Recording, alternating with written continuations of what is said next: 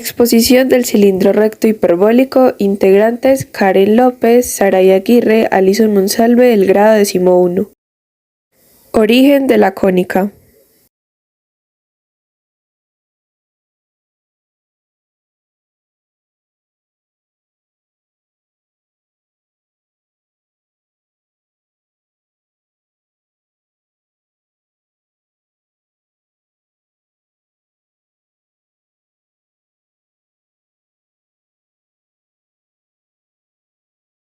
Antes de presentar su trabajo a la comunidad matemática, decidió mostrarle a su amigo y maestro del estudio de los indivisibles, Cavalieri, su trabajo. Al parecer Cavalieri quedó encantado pues como con este trabajo y varios historiadores escribieron luego acerca de esto.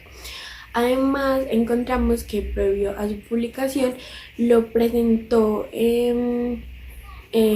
lo expuso en otros círculos matemáticos y probablemente Mersenne, que era otro matemático, lo había descubierto tal vez años antes, pero realmente su hallazgo se le atribuye a Torricelli.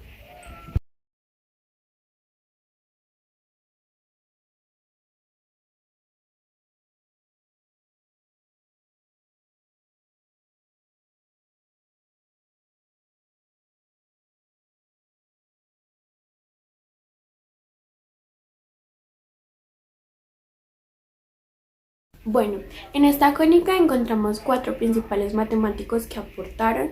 El primero de ellos es Torricelli, claro, porque a él se le atribuye el hallazgo del cilindro recto hiperbólico. Bueno, Torricelli era un físico italiano, nació el 15 de octubre de 1608 en Roma, el cual tuvo varios aportes a la humanidad. Uno de ellos era el barómetro de mercurio, y también fue el autor de la ópera geométrica sobre el movimiento. Lastimosamente, este maravilloso matemático que descubrió el cilindro recto hiperbólico falleció en 1864 con casi 40 años. Bueno.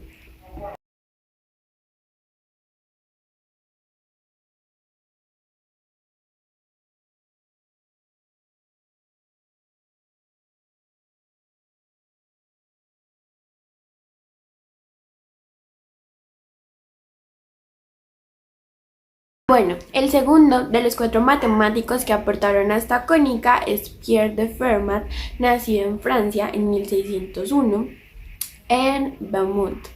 Era un destacado en las matemáticas.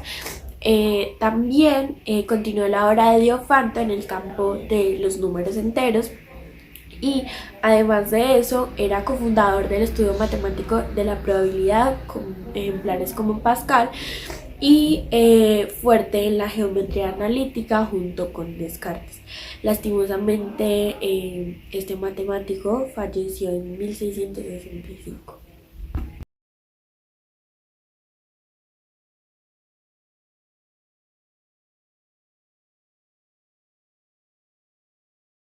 Bueno, el tercero de los cuatro matemáticos que aportaron al cilindro recto hiperbólico es Gilles de Roberval. Este es un matemático francés que nació el 10 de agosto de 1602 en Senlis. Bueno, este matemático fue fundador de la Academia Real de Ciencias en 1666. Le llamaba mucho la atención el estudio de los invisibles para calcular la cuadrátula de superficies y volumen de sólidos. Lastimosamente, este matemático falleció en 1675.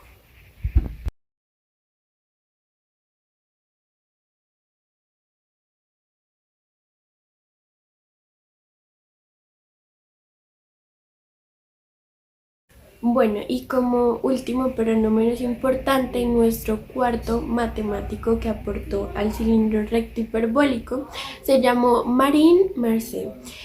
También era un matemático francés como los anteriores, y además era científico y filósofo. Nació cerca de Oisem en 1588. Su obra más importante, la voy a leer porque está en otro idioma, es Questions Celebrity in Jasmine, publicada en 1623, dando grandes aportes a campos como la astronomía, la cosmología y, aunque no lo crean, en la música también. Lastimosamente, este matemático falleció en 1648. El cilindro hiperbólico es una superficie cuádrica. Una superficie cuádrica es la gráfica de la ecuación de segundo grado en las variables x, y y z. El cilindro hiperbólico es un cilindro que tiene como base o línea directriz una hipérbola. En las ecuaciones de las cuádricas de tipo cilíndrico no aparece una de sus variables. Las ecuaciones del cilindro hiperbólico son x al cuadrado sobre a al cuadrado menos z al cuadrado sobre c al cuadrado igual a 1. Y al cuadrado sobre b al cuadrado menos z al cuadrado sobre c al cuadrado igual a 1. Y x al cuadrado sobre a al cuadrado menos y al cuadrado sobre b al cuadrado igual a 1. En las ecuaciones del cilindro hiperbólico aparece el cuadrado de dos de sus variables con signos opuestos y no interviene la variable restante. Las ecuaciones del cilindro hiperbólico son como las ecuaciones de la hipérbola, tienen una parte positiva y una parte negativa y está igualada al más o menos 1. Para graficar se traza una hipérbola sobre el plano de las dos variables que aparezcan en la ecuación. Si se tiene la ecuación x al cuadrado sobre a al cuadrado menos y al cuadrado sobre b al cuadrado igual a 1, la hipérbola estará sobre el plano xy, que son las dos variables que aparecen en la ecuación. Se mira cuál término tiene signo positivo. En la ecuación que acabo de decir, el término que está positivo es el de la variable x. Esto significa que la hipérbola estará sobre el eje x. Si la hipérbola está sobre el eje x, quiere decir que no cruza el eje y esta hipérbola se extiende hacia el eje de la variable que no se encuentra en la ecuación para dar lugar al cilindro hiperbólico. O sea que si en la ecuación no aparece la variable z, la hipérbola se extenderá hacia el eje z para dar lugar al cilindro hiperbólico. Para entender mejor la ecuación y la gráfica vamos a ver un ejemplo. Tenemos la ecuación x al cuadrado sobre 4 menos y al cuadrado sobre 4 igual a 1. Esta ecuación tiene su centro en el origen. Si la pasamos a la forma canónica, quedaría x al cuadrado sobre 2 al cuadrado menos y al cuadrado sobre 2 al cuadrado igual a 1. Miramos qué término tiene signo positivo, que en este caso sería el de la variable x, y esto nos indica que la hipérbola estará sobre el eje x, en los puntos menos 2 y 2, como podemos ver aquí. En este plano tridimensional, el eje x es el que está en rojo, el eje y es el que está en verde y el eje z es el que está en azul. La hipérbola está sobre el eje x en los puntos menos 2 y 2, no toca al eje y se extiende hacia el eje z, como podemos ver aquí. Se extiende hacia el eje z, a esto es a lo que me refiero.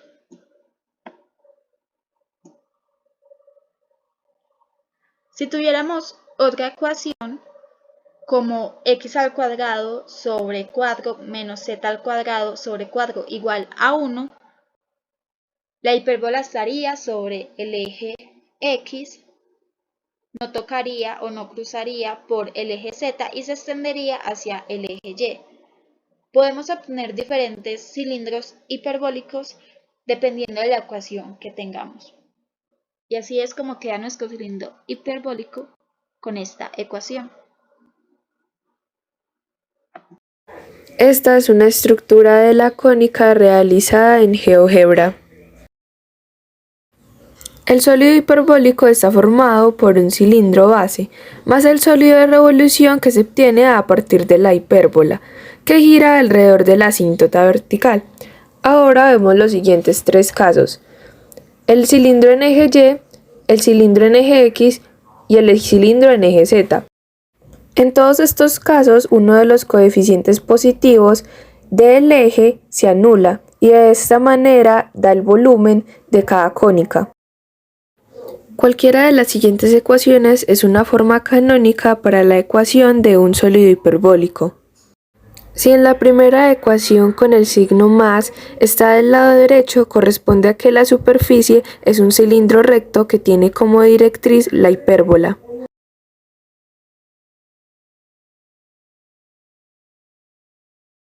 El teorema de Bernoulli y el teorema de Torricelli han sido claves para resolver interrogantes sobre el funcionamiento del universo.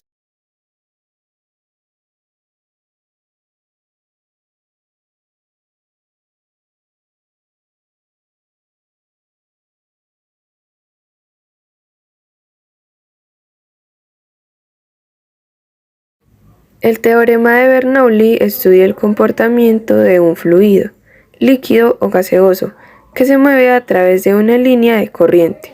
Si la velocidad del flujo aumenta, la presión disminuye. Se debe cumplir los principios de no viscosidad ni rozamiento y la energía debe ser constante, teniendo energía cinética, energía gravitatoria y energía de presión. La suma de todas las energías es la constante.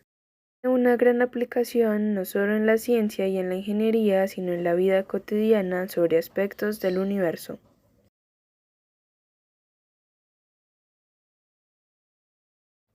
Estudia la velocidad con la que fluye un líquido por un agujero hecho en el recipiente que lo contiene, por la fuerza de gravedad.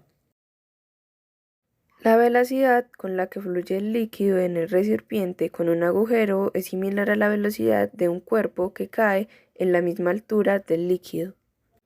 Torricelli se basó en las investigaciones de Benedetto Castelli y Galileo Galilei. Se le encuentra un uso en la ingeniería, donde el teorema de Torricelli y Bernoulli forman parte de la resolución a problemas de la mecánica del universo, tomando la mecánica de los fluidos como una muestra de estos mismos en un sistema cerrado, tomando nota de su comportamiento. Principalmente afirma que los fluidos deben de tener dos propiedades, donde no debe existir ni rozamiento ni viscosidad. Cumpliendo esta condición se considera como un fluido ideal, donde también existen tres tipos de energía: la energía cinética, la energía gravitatoria y la energía de presión. Mientras los experimentos de Torricelli seguían, fue enfocándose en el estudio de un líquido en un recipiente, que fluía a través de un orificio por la fuerza gravitatoria. Principalmente, el teorema de Torricelli no fue tomado muy en cuenta por la comunidad matemática, y esto hizo que tiempo más tarde Bernoulli tomara sus ideas. De esta manera, los dos teoremas fueron el sólido para demostrar la hipótesis. Euler fue quien definió la ecuación adecuadamente, donde B2 por P2 más P más PG Z es igual a la constante, donde B es igual a la velocidad del fluido, P minúscula es la densidad del fluido, P mayúscula es de la presión del fluido, la G es de la aceleración gravitatoria y Z es la variante de presión o la altura o la dirección de la gravedad. Como tema en conclusión del teorema tenemos que la entrada demuestra que a través de la velocidad de los líquidos podemos entender la mecánica dentro del universo, así como también podemos comprender diferentes acueductos, diferentes cónicas que llevan agua a diferentes recintos de casas, lo que conocemos diariamente pero no comprendemos mucho. Este teorema ayudó fundamentalmente a esto, por así decirlo, ayudó demasiado a que hoy en día tengamos el agua tal y como la conocemos o tal con la facilidad con la que la usamos.